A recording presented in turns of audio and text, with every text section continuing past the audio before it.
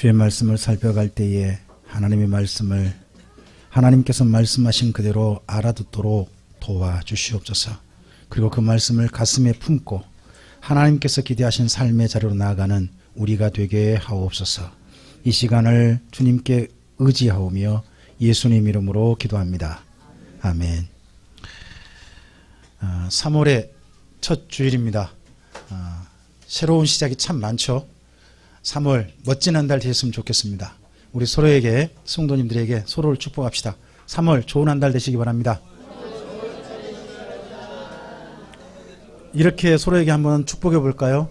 3월 평생의 추억이 되시길 바랍니다. 우리 인생에 언제든지 어느 날에서든지 추억할 만한 아름다운 일들로 3월에 여러분 누리셨으면 좋겠습니다.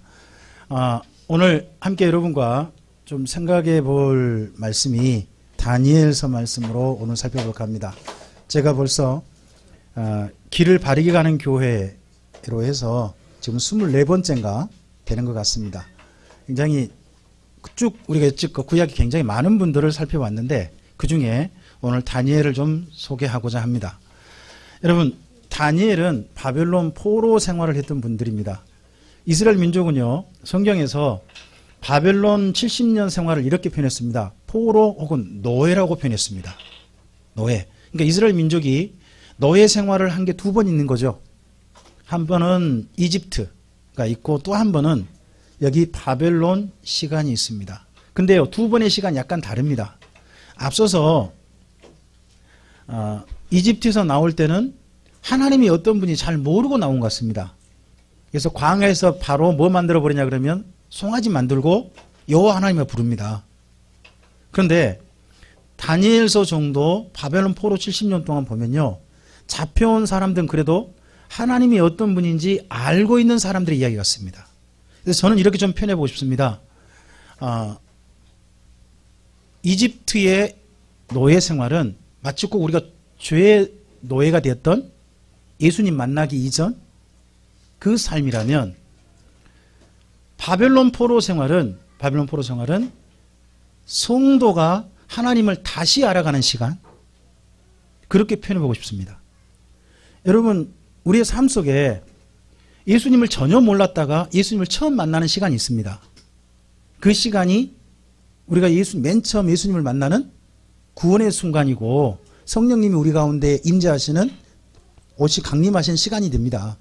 근데요, 그렇게 하나님을 믿고 살다가 보니까요, 삶의 자리에서 어느 순간 하나님에 대해서 바르게 알아야 되는데 하나님에 대한 오해 또는 우리의 삶을 살다 보니까 하나님을 전혀 모르고 내 생각대로 살면서 나는 누구 지금 뜻대로 살고 있다, 하나님도 선하게 살고 있다는 생각을 가진 사람도 있다고 생각합니다.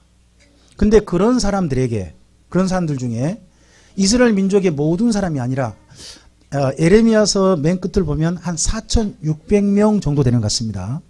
그 정도 되는 사람들한테 하나님을 다시 만날 수 있는, 하나님은 이런 분이지 않느냐 하고 만날 수 있는 기회, 그분을 알아갈 수 있는 기회가 바벨론 포로 70년이었습니다. 그래서 제가 이렇게도 표현해 보고 싶습니다. 여러분, 출애굽하면서 출애굽을 완전히 했다는 증거가 홍해를 건너는 거죠. 홍해를 건너는 걸 나중에 스데반이 세례라고 표현했습니다. 그럼 이 세례는 뭐겠습니까? 구원받는 세례, 이렇게 될 수 있겠죠. 그런데요, 다니엘이 경험했던 70년 생활은요, 제가 이렇게 표현해 보고 싶습니다. 고난의 세례. 나중에 바울이 고린도 전서에 보면 이런 말을 해요. 우리가 죽은 자들을 위해서 세례받는다는 말이 나와요. 여러분, 죽은 자를 세례받는다 그러면 어떻게 돼요? 이미 죽어버린 분들을 위해서 뭐 한다? 그분들이 천국 가기 위해서 뭐 세례받는 거냐? 그런 내용이 아니고, 바울이 말한 죽은 자란 아직 하나님을 모르는 사람들 있죠. 그런 사람들을 위해서 자기는 세례받는데요. 근데 그 세례받는다면 그 다음 보면 에베소에서 얼마나 어려운 일을 많이 당했는지 이야기하고 있습니다. 그러니까 바울이 말한 세례란 게 뭐예요? 하나님을 믿는 사람에서 겪었던 어려움들, 고통들, 더더군다나 어떻게 살고자 했을 때 바르게 살고자 하고 제대로 살고자 했고 올바른 일을 하고자 했는데 당하는 어려움을 가리켜서 고난의 세례라고 했거든요. 저는 그래서 다니엘서 바벨론 포로 70년은 다른 사람은 모르지만 하나님을 진실하게 믿는 사람들에게는요, 고난의 세례였다. 이렇게 이름을 붙여보고 싶습니다. 그러니까 홍해를 건너는 것이 구원의 세례였다면 어떻게 보면 다니엘의 경험한 70년은요, 성도가 경험하는 세례인 거죠. 우린 이미 세례 받았잖아요. 그죠? 이미 주님 안에 서 있습니다. 그럼에도 불구하고 다시 어려운 일 당할 수 있잖아요. 근데 그 어려운 일을 통해서 배우는 게 있는 거죠. 여러분, 이때 이스라엘 민족은 바벨론 포로 70년이 앞서 표현한 것처럼 딱 두 가지 정체성이 있습니다. 노예요, 포로입니다. 그럼 자기 마음대로 할 수 있나요? 없습니다. 그런데 어쨌든지 간에 그 속에서요, 하나님의 백성답게 살고자 해서 굉장히 많은 노력을 기울였던 것 같습니다.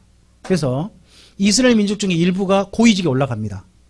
고위직에 올라가서 그 바벨론 생활 속에서 자기들이 이스라엘 민족답게 살 수 있는 여지를 마련합니다. 여지를. 그래서요, 여러분 다니엘서라든지 에스겔서라든지 이런 데 읽어보면요, 기도처라는 게 나와요. 기도처라는 게. 그러면 바벨론 포로 생활 중에 뭘 허락받은 겁니까? 기도할 수 있는 장소 있죠. 장소를 허락받은 거죠. 장소를 허락받고, 그리고 이때 정도에 처음으로 이스라엘 민족이 바벨론 땅에다가 건물을 마련합니다. 종교용 건물. 그 종교용 건물을 가리켜서 회당이라고 해요. 회당. 그래서 회당에서 모일 수 있게 된 거예요. 그러면 이스라엘 민족이 바벨론 포로 생활 속에 뭘 가지고 살 수 있도록 허용된 거예요? 민족의 정체성. 자기들의 정체성을 가지고 살 수 있게 허용된 거예요. 거기다가 하나 더 합니다. 그 회당에서 모이는 날을 바벨론으로부터 정식 허락받은 것 같습니다. 회당에서 자기들이 모일 수 있는 날을. 포로는 자기 마음대로 할 수 없잖아요. 근데 그날은 이스라엘 민족에게 모일 수 있는 날로 허용되는 게, 그게 아무리 봐도 안식일 같아요. 그래서 이 이후에 안식일 날 이스라엘 민족은 바벨론 포로 귀환해서도 안식일 날 회당에서 모여서 회당에서 가르침을 받는 시간을 갖는단 말이죠.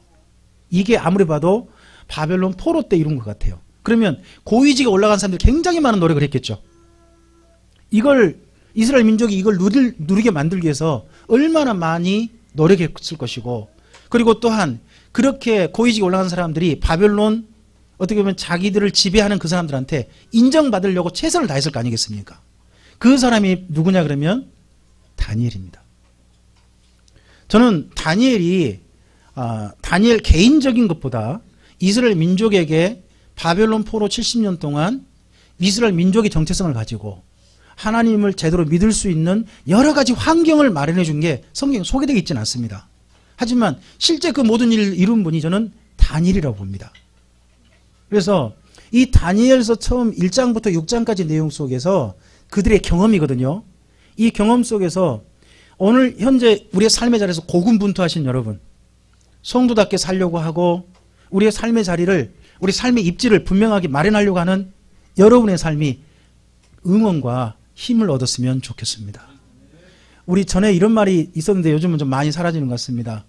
한 의류업체에서 이 말이 있었지 않습니까? 저는 너무 좋았습니다. TV에 딱 나왔지 않습니까? 주일은 쉽니다. 이 표현을 정식 그 TV 광고 때마다 딱 밑에 문구로 들어오는 듯이 얼마나 그때 좋았는지 모릅니다. 어떻게 보면 기독교인이 그만큼 설 수 있는 자리를 마련하는 것이죠. 마련하는 거. 그게 저는 필요하다고 생각합니다. 자, 오늘 다니엘이 경험한 이야기가 1장부터 6장까지입니다. 근데 이 중에서요, 몇 가지 조금 여러분 미리 표시 좀 해놨으면 좋겠습니다. 1장과 2장에는 없습니다만은 3장 가보시면요, 3장이 두라 평지에서 있는 사건입니다. 굉장히 많이 잘 아시는 사건이죠. 사드락 메삭 아벳느고가 풀무불에 들어갔다 나온 사건이잖아요. 그런데 그 중에서 29절 말씀 있죠. 3장 29절에 그러므로 내가 이제 뭐를 내리노니? 예, 거기에 줄을 좀 그어놓을까요? 조서란 부분에 좀 표시를 해놓으십시오. 조서. 그 다음에 4장 1절 보시면 어떤 말이 나옵니까? 느부갓네살 왕의 조서라고 돼 있죠. 그것도 누구에게? 자기 나라 제국 안에 거주하는 모든 사람들에게 내리는 조서로 되어 있습니다. 그 다음에 5장 가보세요. 5장에 벨사살 왕의 이야기죠. 메네메네 대길 우바르신 벽에다 글자 썼던 사건이잖아요. 근데 그 중에서 29절 가보세요. 함께 읽어볼까요? 이에 벨사살이 명하여 그들이 다니엘에게 자주색 옷을 입히게 하며 그 사슬을 그의 목에 걸어주고 그를 위하여 조서를 내려 나라의 셋째 통치자로 삼았답니다. 이 사건 때문에 뭐가 내려졌다고요? 또 조서. 조서란 말에 또 줄거 보고요. 그리고 나라가 바뀌었습니다. 6장은. 바벨론이 망하고 이제 페르시아 제국이 들어섰습니다. 그때 다스리는 사람이 다리오 왕인데 이때 사자굴에 들어가지 않습니까? 사자굴에 들어가는데 사자굴에 들어갔다가 다니엘이 살아나고 난 다음에 다리오 왕이 한 사건이 있습니다. 25절 가보세요. 6장 25절. 우리 함께 읽어보겠습니다. 이에 언어가 다른 모든 사람들에게 조서를 내려 이르되 원하건대 너희에게 큰 평강이 있을지어다. 여러분 그러면 3장, 4장, 5장, 6장이 전부 다 뭐예요? 조서 인용이에요. 그럼 조서는 뭘까요? 국가 공식 문서예요. 공식 문서잖아요. 그러면 적어도요 3장부터 6장까지는요 다니엘의 개인 경험이 아닌 거예요. 누구도 인정하는 하나님을 믿지 않는 그 당시 바벨론 제국과 그리고 또 페르시아 제국도 심지어 인정하는 공식적인 사건이었다는 거예요. 공식적인 사건들. 그런 사건들을 대부분 가져와요. 그리고 1장, 2장은 뭐 굳이 그거 가져오지 않아도 충분히 알만한 그런 사건들로 가져옵니다. 자, 이상에서 다니엘이 걸어갔던 그 인생의 길이거든요. 그의 경험인데 그의 경험 속에서 몇 가지 우리가 좀 추려내야 할 게 있습니다. 우리가 걸어가는 길과 함께해서 반드시 이것은 정리해 봐야 됩니다. 여러분 첫째 따라서 볼까요? 첫째, 타협할 수 없는 길이 있다. 여러분 여기 다니엘서 1장부터요 6장까지 한결같이 모든 일에 뭘 걸어야 되냐 그러면 목숨을 내 걸어야 돼요. 그러면 목숨을 위해서 굽힐 거냐 아니면 목숨을 내놓고 내 길을 갈 거냐 하는 선택의 순간이라는 거예요. 다니엘이 그런 경험이 1장부터 6장까지 계속이에요.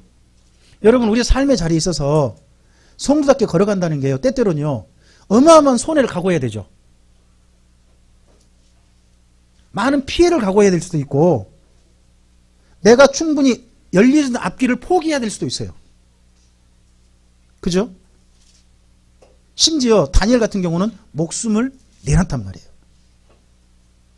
여러분 이 길이 첫째 분명히 우리에게 있어야 돼요. 1장에서는요 황제가 내려주는 음식이 있어요. 여러분 황제가 내려주는 음식을요 자기 황제가 총애하는 신하들한테 주는 거예요. 그럼 그 음식 거절하면 어떻게 될까요? 죽는 거예요. 황제가 내려준 음식을 거절하는 게 말이 되냐고요. 근데 1장에서는 다니엘이 자기가 황제가 내리는 음식을 거절하고 자기가 성경대로 율법대로 먹겠다는 거예요.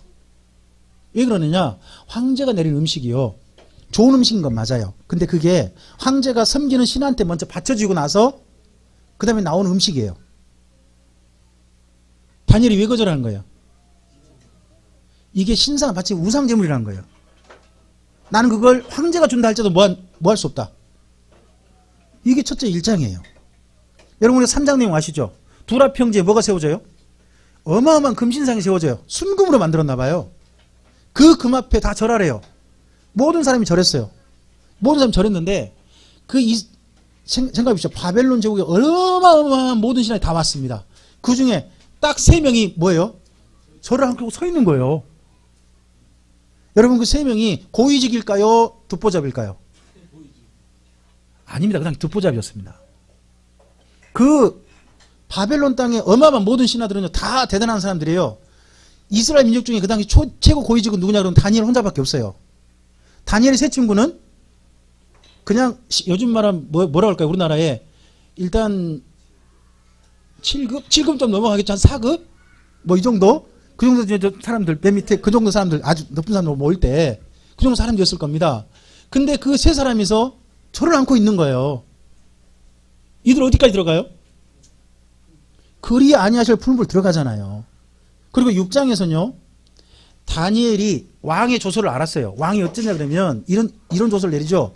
앞으로 한 달 동안은 왕 외에 누구한테 절하면 안 된다. 어떤 신한테도 절하지 말고 누구한테만 절해라. 왕한테만 절해라. 근데 다니엘이 그 앞서서 하나님과 약속을 했대요. 그 다니엘서 9장에 나오거든요. 이스라엘 민족이 앞으로 예루살렘 돌아가서 그곳에서 하나님의 성전을 세우고 다시 민족을 이루고 성을 쌓고 그렇게 살기를 위해서 하나님 작정하며 작정을 했다는 거예요. 작정하고 그걸 하루에 몇 번씩 하겠다. 3번씩 하겠다. 작정을 한 거예요. 누구랑 약속했어요? 하나님과 약속해서 날마다 실천하고 있는데 왕이 조서를 내린 거예요. 명령으로.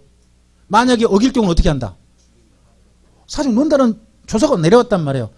다니엘이 이렇게 나와 6장에서는요. 그걸 알고도 하나님께 했다는 거예요. 그럼 이 모든 걸 알 때 다니엘은 뭘 각오한 거죠? 여러분 그게 첫 번째 우리가 걸어갈 길일 수도 있어요. 타협할 수 없는 길이 있는 거예요. 여러분 이 땅 가운데 수많은 건요. 타협할 수 있어요. 많은 건 타협할 수 있습니다. 그런데 성도가 포기해서는 안 되는 길이 하나 있는 거예요. 우리 인생 가운데. 여러분 이건 반드시 지켜가야 됩니다. 우리 각자가 포기하지 말아야 할 길은 다양하다고 생각합니다. 자기 입장이 다를 수 있습니다.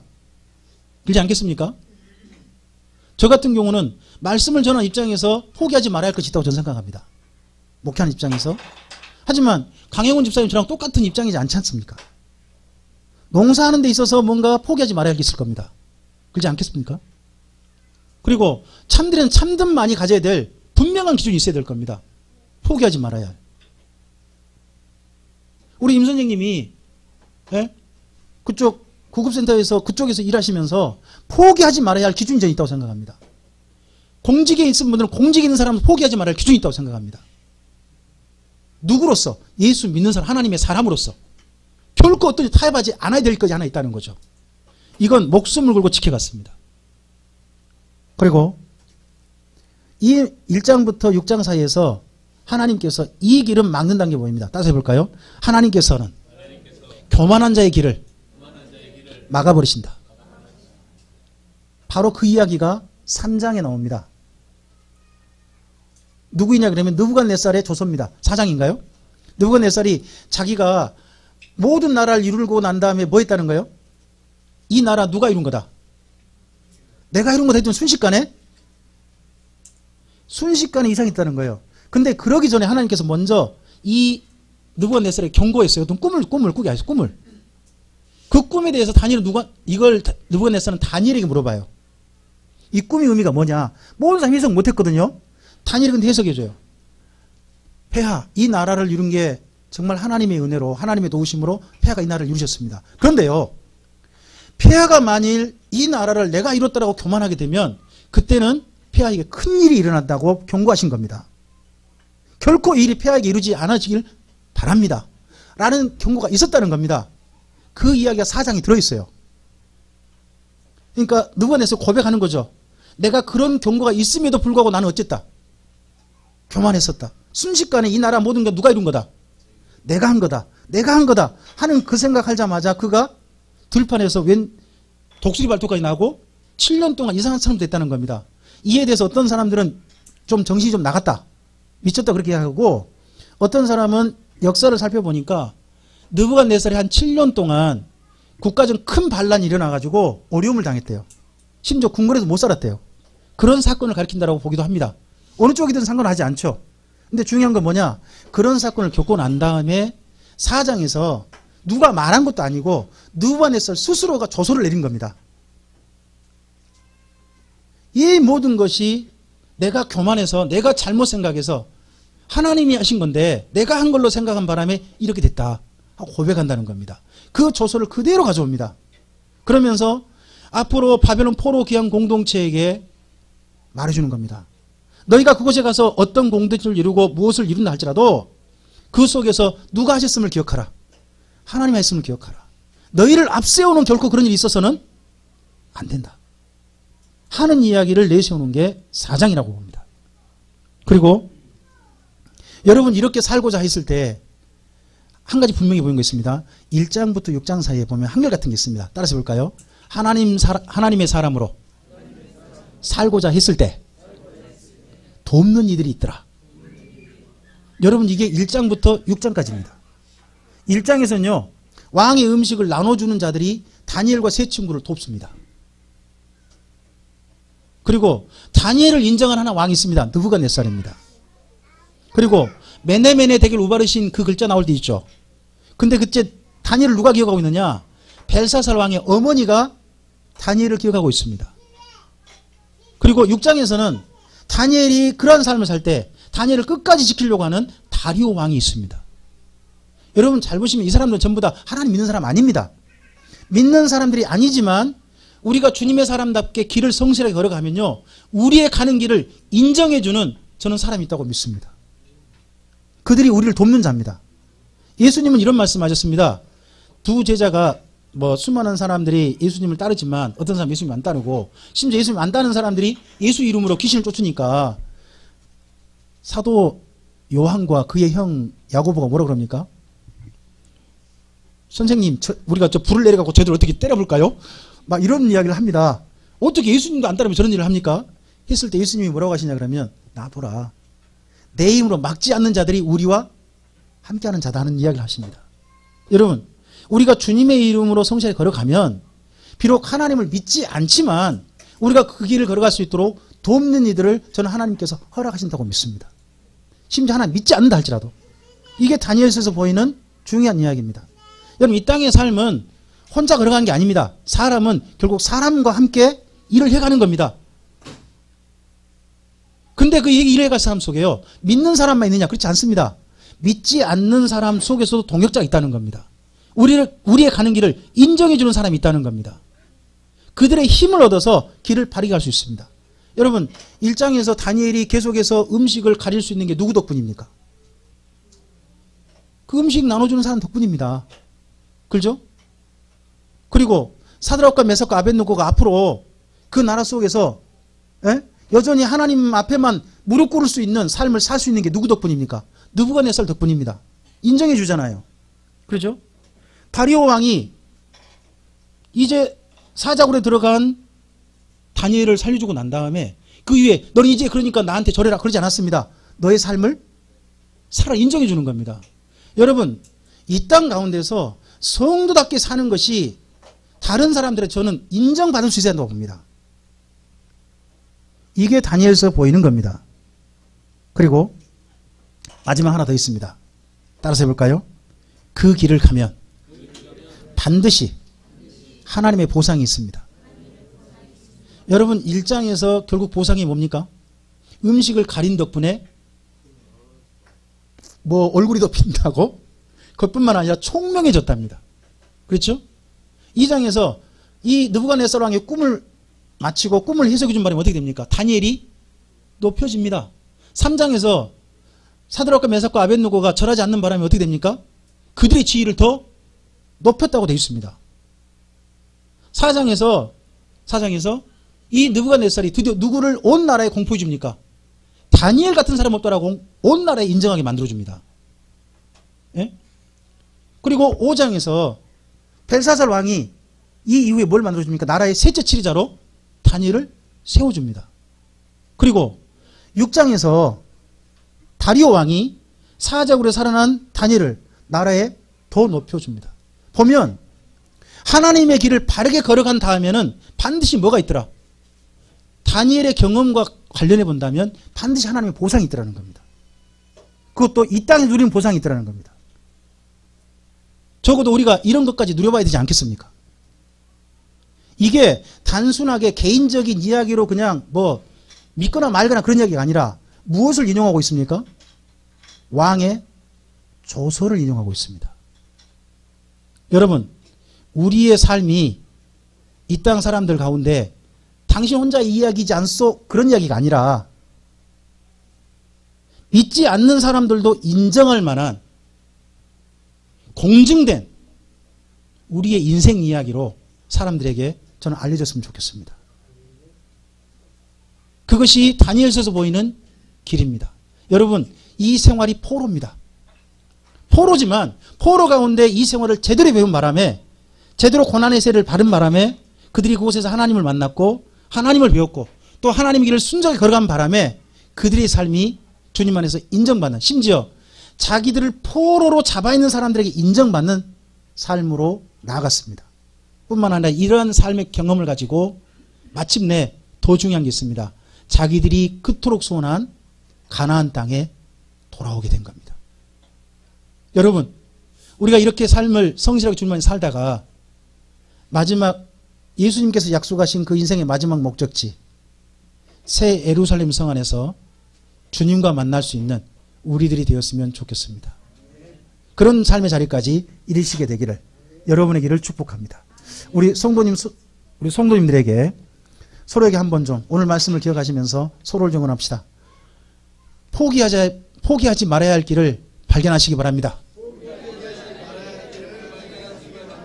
예, 이것은 결코 포기하지 않으셔야 될 길이 하나 있습니다. 그 다음에 옆에 분에게 우리 조금 조심스럽게 권면합시다. 교만이 큰 문제일 수 있습니다. 그 다음에 세 번째 합시다. 성도님을 돕는 분들이 있을 겁니다.